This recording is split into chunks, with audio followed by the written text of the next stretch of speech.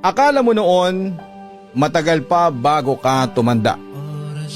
Naalala mo pa noong excited ka lamang kapag may bagong laruan, kapag summer vacation, kapag Pasko.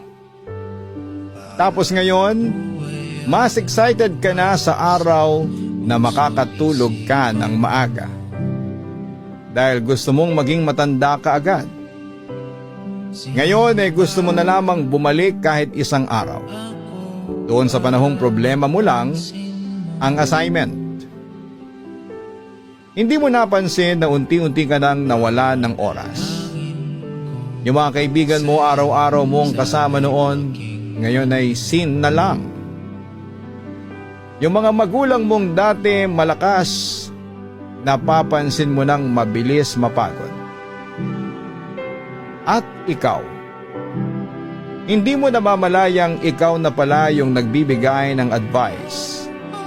Samantalang dati, ikaw yung laging tinuturuan. May edad ka na pala talaga kapag mas pinipili mo na ang katahimikan kesa gulo.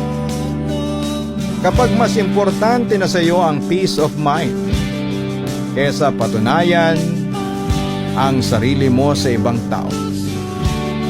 Kapag mas gusto mo nang umuwi ka agad kesa gumala buong gabi.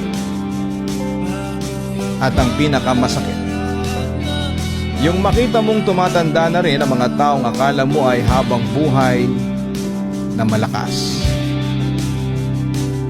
Minsan mapapaupo ka na lamang, tapos ay mapapaisip ka,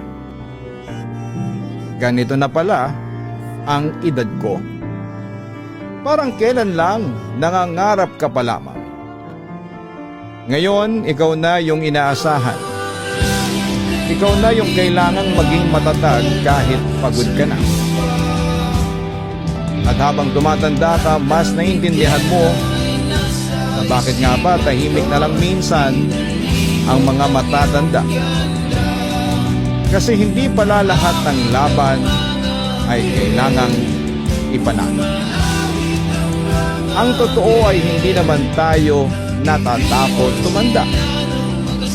Ang kinakatakutan natin ay yung makita kung gaano kabilis mawala ang oras.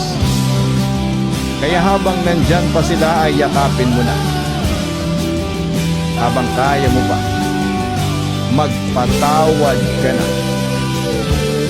At habang buhay ka pa ay huwag mong hintayin huli na bago mo sabihin, mahal. Kahit isang araw, yung mamaya na lagi mong sinasabi, maaring hindi na dumating.